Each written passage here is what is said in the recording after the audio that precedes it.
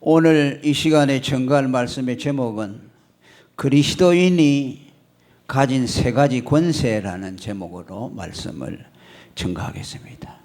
지난 시간에 이 본문을 가지고 열매 맺게 하시는 그리스도라는 제목으로 설교를 했습니다. 이 무화과 나무를 예수님이 저주하신 사건을 통해서 우리에게 무엇을 말씀하시려고 했을까? 그때 한 세 가지로 말씀드렸습니다. 예수님은 인간이시면서 하나님이시라는 신인 양성의 하나님이시라는 것을 말씀을 드렸습니다. 예수님이 시장하셔서 배가 고팠다는 것은 그는 우리와 똑같은 사람이었다는 것을 보여주는 겁니다. 또 동시에 무화과 나무를 저주할 때에 그 나무가 순식간에 잎으로부터 뿌리까지 다 말라버린 것은 그가 전능하신 하나님이라는 것을 우리에게 보여주기 위함이라고 말씀했습니다. 그러면 하나님은 왜 신인 양성 되심을 예수님을 통해서 나타내 주셨을까? 이것은 예수님이 하나님이시고 인간이시라야 우리의 죄를 대속할 수 있는 그리스도가 될 수 있기 때문에 예수를 하나님의 아들 그리스도로 믿도록 하기 위해서 예수님이 사람이시고 하나님이시라는 것을 우리에게 계시해 주셨다고 말씀합니다. 요한일서 5장 13절에 예수를 사람의 몸을 입은 하나님의 아들로 믿어야 영생을 얻는다고 말씀했기 때문입니다. 그리고 또 무화과 열매가 나는 철이 아닌데 예수님이 무화과 나무 열매가 없다고 저주하신 것은 율법의 무자비성과 엄격성을 나타낸다고 말씀했습니다. 율법에는 자비가 없습니다. 율법은 죄인들에게 의를 내어놓으라고 할 때에 내어놓지 않으면 그에게 즉시 저주해 버립니다. 그래서 오늘 인간들이 하나님의 심판 아래 있는 것은 그들이 하나님이 요구하는 의를 내어놓지 못하기 때문에 지금 모든 인간들은 다 율법의 저주 아래 있어요. 이미 저주를 받았어요. 그래서 그들은 이 생을 다하는 순간 영원한 둘째 사망으로 들어가게 돼 있어요. 예수를 안 믿는 사람은 뭐 새로운 저주가 임하는 것이 아니라 이미 안 믿었기 때문에 이미 심판이 그에게 임하여 있다고 말씀하셨습니다. 그러면 이 유대인들이 왜 열매를 맺지 못했느냐 하는 것도 말씀을 드렸습니다. 그들은 자기의 임의적인 노력을 가지고 하나님 앞에 의의 열매를 맺으려고 노력을 했기 때문에 그것은 불가능한 일을 도모하는 것이라고 말씀했습니다. 이것은 그들의 영적인 무지에서 온 결과입니다. 로마서 10장 2절에 저희가 하나님께 열심히 있으나 지식을 쫓은 것이 아니라 하나님의 의를 모르고 자기의 의를 세우려고 힘써 하나님의 의를 복종치 아니했다고 말씀했습니다. 그렇기 때문에 그들은 자기들의 노력으로 열매를 맺으려고 하다가 실패했다는 거죠. 예수님은 우리에게 열매 맺으라고 할 때 우리 힘으로 맺으라고 하는 것이 아니고 예수 그리스도를 영접하여 그와 연합하여 열매를 맺으라고 했습니다. 열매를 맺는 것은 결혼의 원리라고 했죠. 부부가 결혼을 하면 자식을 낳는 것이 자연스러운 것처럼 우리가 열매를 맺는 것도 우리 힘으로 맺는 것이 아니고 예수 그리스도를 믿어서 그와 연합할 때에 자연적으로 맺혀진다고 말합니다. 포도나무 비유를 통해서 가지가 나무에 붙어 있으면 절로 열매를 맺는다고 말씀한 원리를 말씀을 드렸습니다. 오늘은 다 드리지 못한 그 말씀을 드리려고 하는데 거기에 이어서 세 가지를 말씀합니다. 예수 믿는 사람이 가지고 있는 권세가 무엇인가를 말씀합니다. 그 첫째가 너희가 믿음이 있다면은 내가 무화과 나무에게 명령하여 저주할 때 그것이 말라버린 것처럼 너희들에게도 그것이 가능할 것이라는 말씀을 하고 있습니다. 21절에 만일 너희가 믿음이 있고 의심치 아니하면 이 무화과 나무에게 된 이런 일만 할 뿐 아니라 이 산들어 들려 바다에 던지우라 하여도 될 것이라고 말씀합니다. 예수님이 무화과 나무를 저주했을 때 입이 말라진 것처럼 너희들도 저주하면 그 저주가 그대로 이루어질 것이라는 말씀이죠. 자, 좀 이해하기가 어렵죠.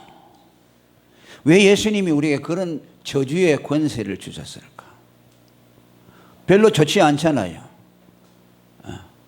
나무를 향해서 저주를 내려버려서 열매 맺지 못하게 하는 거. 그거 예수 믿는 사람이 할 일인가? 그런 의구심이 들죠. 성경은 또 로마서 12장 14절에 누구에게도 저주하지 말라고 했죠.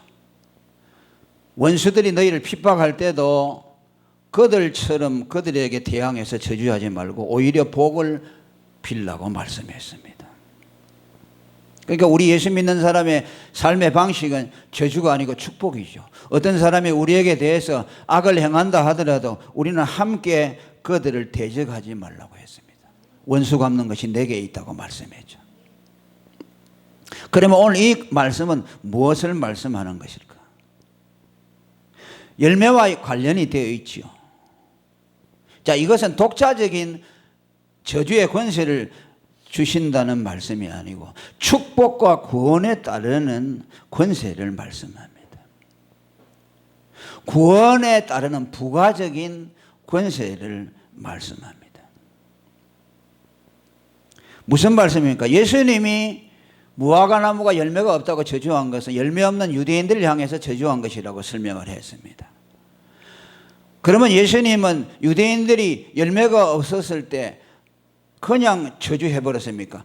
그들에게 열매를 맺을 수 있는 기회를 주었죠.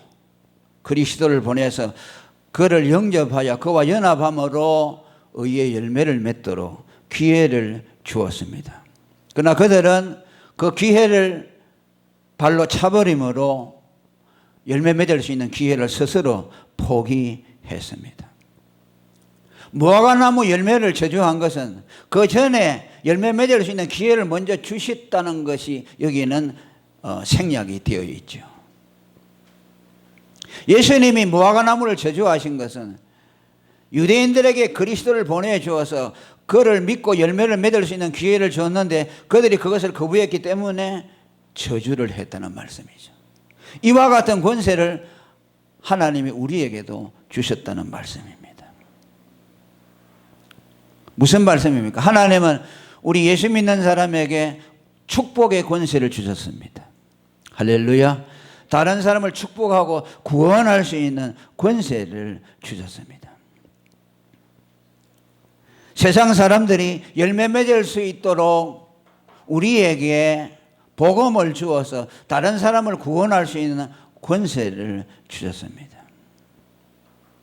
예수님이 그랬던 것처럼 예수님이 오셔서 나를 믿어라. 나를 믿으면 너희들이 내 생명과 연합해서 열매를 맺을 것이라고 말씀했죠. 우리에게 하나님은 복음을 주셔서 구원을 선포하도록 하셨죠.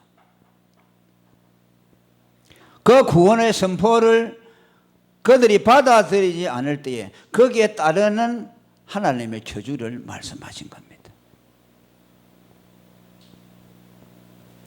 우리가 전도할 때도 그렇게 말하죠. 우리 예수 안 믿는 사람들 보고 저주부터 하지 않잖아요. 예수 천당 불신 지옥이라고 말하죠. 주 예수를 믿으라 그리하면 너와 내 집이 구원을 얻으리라고 말하죠. 먼저 그들에게 축복과 구원을 말씀하고 그들이 그것을 받아들이지 않을 때에 거기에 부가적으로 저주가 임하는 거죠. 우리가 그들에게 저주를 선포하지 않아도 예수 그리스도는 심판과 구원의 기준이 되어서 복음을 받아들이는 자는 구원을 받게 될 것이고 그 복음을 거부하는 자들은 그 복음이 그들을 저주하게 된다는 말씀입니다. 무화과 나무를 저주하는 권세를 주신다는 말은 우리에게 복음의 권세를 주셨다는 말씀입니다. 사람을 살릴 수도 있고 죽일 수도 있는 권세를 우리에게 하나님이 주셨다는 말씀이죠. 요한복음 3장 18절에 저를 믿는 자는 심판을 받지 아니하는 것이요 믿지 아니하는 자는 하나님의 독생자의 이름을 믿지 아니하므로 벌써 심판을 받았다. 먼저 믿는 자에게 임하는 하나님의 용서와 사랑을 말씀하고, 그걸 믿지 아니할 때 너희는 심판을 받았다고 말씀합니다. 이는 구약시대도 마찬가지입니다. 하나님이 구약시대에 그의 백성들에게 말씀을 주실 때 생명과 복과 사망과 한을 내 앞에 두었다고 신명기 30장 15절에 말씀. 먼저 생명을 말씀하셨습니다. 사는 길을 말씀하시고 그들을 구원해 주려는 하나님의 사랑을 나타냈습니다.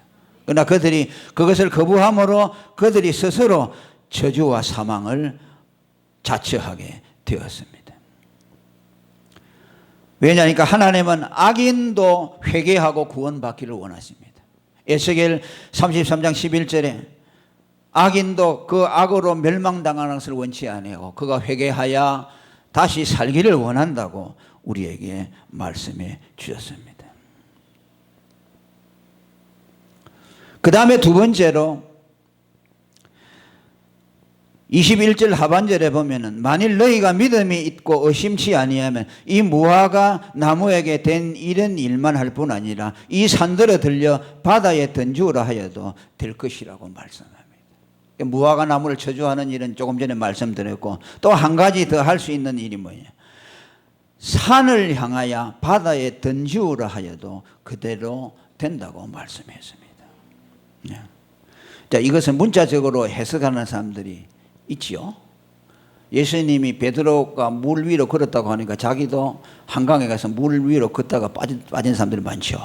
아니면은 발 밑에다가 이게 뭐 이런 걸 넓은 걸 해가지고 자기가 이제 걸어간다고. 그래, 물 위를 걸어가는 법이 있대요. 비결이. 그게 뭐냐니까 오른발을 디딜 때 바로 왼발을 디뎌버리고 왼발이 도착하기 전에 또 오른발을 디뎌버리면 그런 물에 안 빠진대요. 자, 그런 말이 아니죠. 예수 믿으면 우리도 물 위를 걸을 수 있다는 말이 아니고, 또 산을 향해서 명령하면 바다를 빠지오라 그러면은 그렇게 된다는 말이 아니죠. 주석가들은 이 산을 죄를 상징하는 것이라고 해석하고 있습니다. 산이라는 것은 해결할 수가 없죠. 지금은 뭐 여러분 뭐 굴삭기 같은 것이 발달이 돼가지고 산 하나도 금세 없애버리죠. 산도 다 깎아가지고 그냥 평지를 만들어 버리잖아요. 그런데 지금 이때는 그거 불가능하죠. 굴삭기가 없죠. 산을 하나 옮긴다는 것은 불가능한 일이죠. 그게 무슨 말입니까?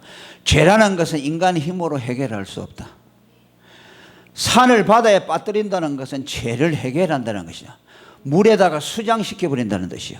물에 빠뜨려서 산과 같은 죄가 보이지 않도록 만들어준다는 거죠.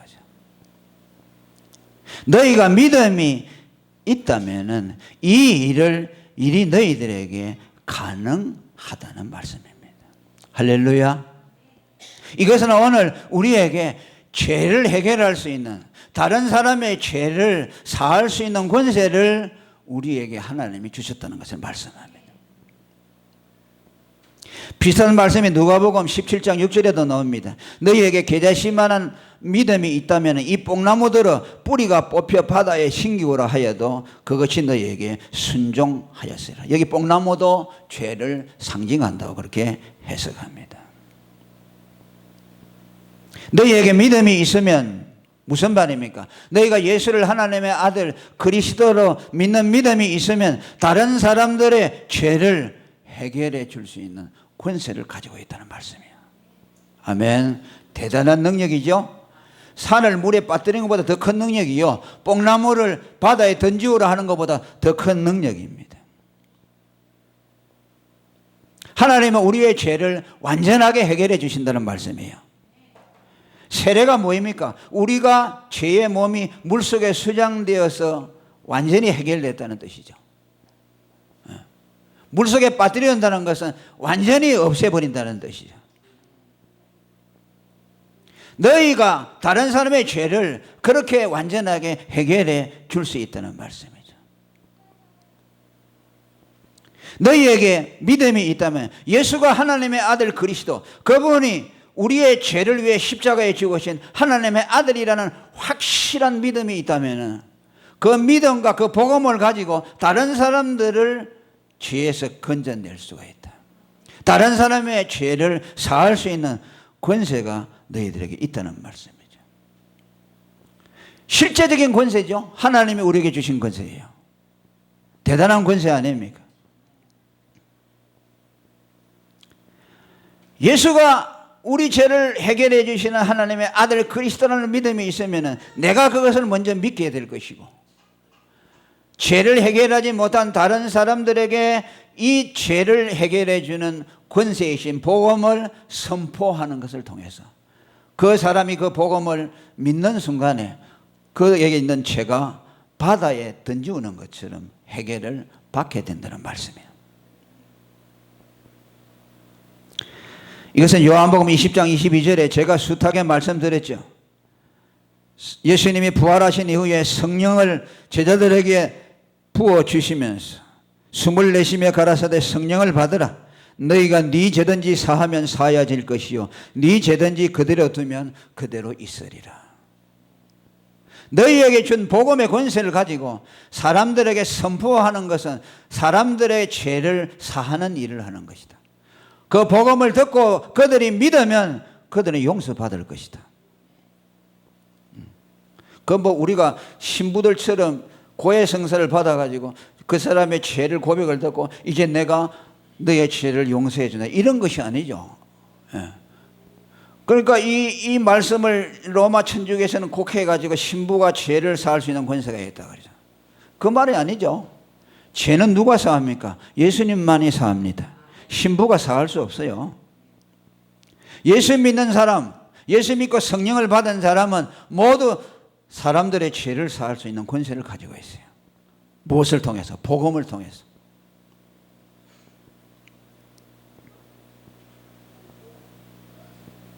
에베소 5장 26절에도 물로 씻어 말씀으로 깨끗하게 하사 거룩하게 하시고, 이 물이라는 것은 복음을 말씀합니다. 우리에게는 복음을 다른 사람에게 주어서 그 말씀을 믿게 하면 그는 깨끗하게 된다는 말씀이에요. 모든 죄에서 건짐을 받습니다. 할렐루야. 깨끗하고 거룩하게 된다는 말씀입니다. 오늘 저와 여러분은 이 권세를 행사할 수 있기를 바랍니다. 하나님은 이런 권세를 주었어요. 뭐 세상에서 뭐 정치해가지고 대통령 되고 국회의원 돼가지고서 이 세상의 권세에 휘두르는 이건 하나님에게는 아무 관심 없어요. 다른 사람의 죄를 사하는 권세, 이것이 진짜 권세 아니겠어요? 이것을 우리는 구해야 되지요. 그 다음에 세 번째 권세가 있습니다. 그것이 무엇입니까? 기도하여 얻는 권세입니다. 22절에 너희가 기도할 때 무엇이든지 믿고 구하는 것은 다 받으리라 라고 말씀했습니다. 기도할 수 있는 특권을 우리에게 주었다. 예수가 하나님의 아들 그리스도라는 것을 믿으면은 하나님 앞에 기도할 수 있는 특권을 갖게 되고, 또 그가 구하는 것은 받을 수 있는 특권을 누리게 된다는 것을 말씀합니다. 믿고 구하는 것은 다 받는다는 말은 심리주의적으로 믿습니다 하고 구하라는 말이 아닙니다. 예수를 하나님의 아들 그리스도로 믿는다는 뜻이에요. 그것을 믿고 하나님 앞에 나가서 기도할 수 있는 권세가 그에게 주어지고, 또 하나님은 그 믿음을 가지고 구하는 자에게 그의 기도를 들어주신다는 말씀입니다.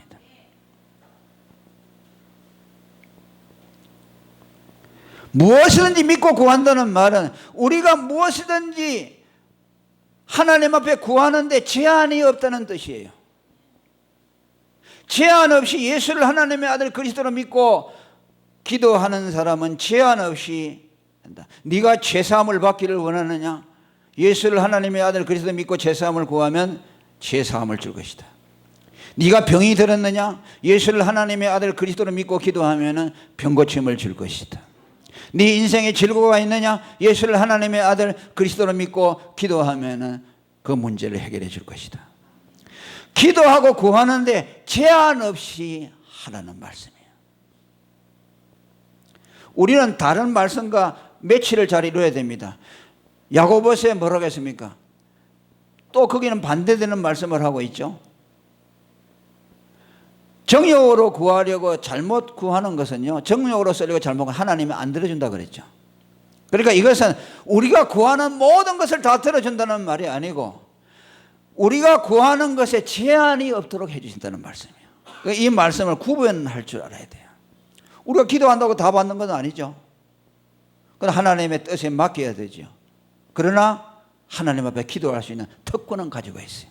그러니까 무조건 기도해야 되지요. 문제가 있으면 기도하시길 바랍니다. 하나님이 들어주신다는 말씀이에요. 왜? 그 아들을 믿는 믿음 때문에. 그죠? 이것은 요한복음 14장 14절에 말씀한 대로 예수 이름에다가 약속을 해놓았어요. 너희는 너희 힘으로는 구할 수 없다. 너희는 너희 자격으로는 하나님 앞에 어떻게 달라고 하겠냐. 그러나 내 이름으로 구하면 들어준다 그랬어요. 할렐루야. 예수님이 우리를 위해서 세워놓으신 대속의 공로를 그 이름에 담아서 우리에게 주셔서 그 이름을 믿고 기도하면 하나님이 들어주신다는 말씀입니다. 네. 요한복음 16장 24절에도 지금까지는 너희가 내 이름으로 아무것도 구하지 아니하였으나 구하라 그리하면 내가 시행하리라. 할렐루야. 네. 얼마나 놀랍습니까? 그래서 우리가 기도하지 않습니까? 예수 안 믿는 사람은 구할 데가 없죠. 기껏 해봐야 우상에게 가서 구하는 것밖에 없죠. 쓸데없는 짓이죠. 우리가 예수 이름으로 구하는 것은 하나님이 반드시 시행한다고 했습니다. 그러니까 여러분 꼭 기도하시기 바랍니다. 낙심하지 마시기 바랍니다. 제한 없이 들어주세요. 우리가 원하는 대로는 안 들어주지만 모든 문제에 제한 없이 예수 이름으로 구하면 들어준다고 했기 때문에 꼭 기도하시기 바랍니다. 배가 아파도 기도하시고 머리가 아파도 기도하시고 자식 문제가 있으면 그것 때문에 기도하시고 남편 문제가 있으면 그것 때문에 기도하시고 국가에 문제가 있어도 기도하시고 정치가 썩어 빠져서 믿을 만한 사람이 아무도 없어도 하나님을 우리는 믿지 않습니까? 하나님 앞에 기도하는 거죠. 하나님 저 부패한 타락한 인간들에게 맡기지 마시고 하나님이 이 나라의 통치자가 되어 주시옵소서. 할렐루야. 우리 가정의 통치자가 되어 주시옵소서. 우리 자녀들의 아버지가 되어 주시옵소서. 얼마든지 기도할 수 있잖아요. 여러분 기도하세요. 그러면 하나님이 반드시 들어주신다고 말씀했어요. 이것이 오늘 하나님이 예수 믿는 사람, 예수의 이름을 가진 자들에게 주신 세 가지 권세라는 것을 말씀을 들었습니다. 자, 우리 한번 알아맞혀 볼까요? 세 가지 권세가 뭐라 그랬어요? 첫째, 축복과 저주의 권세. 그죠? 두 번째로, 다른 사람의 죄를 사할 수 있는 권세. 산을 바다에다 던지라고 명하면은 그것이 해결되듯이 다른 사람의 죄를 예수 이름으로, 복음으로 사할 수 있는 권세를 우리에게 주었다. 여러분들이 예수의 이름이 구원을 주는 이름이라는 확신을 가지고 있다면 다른 사람에게 이 복음을 전할 수 있을 것입니다. 그 다음에 세 번째로, 기도하여 응답받을 수 있는 권세. 여러분 꼭 기도하시길 바랍니다. 이 세 가지 권세를 잘 사용해서 하나님께 영광을 돌리고 여러분들의 삶이 하나님의 은혜로 충만해지기를 축원합니다. 통성으로 기도하겠습니다.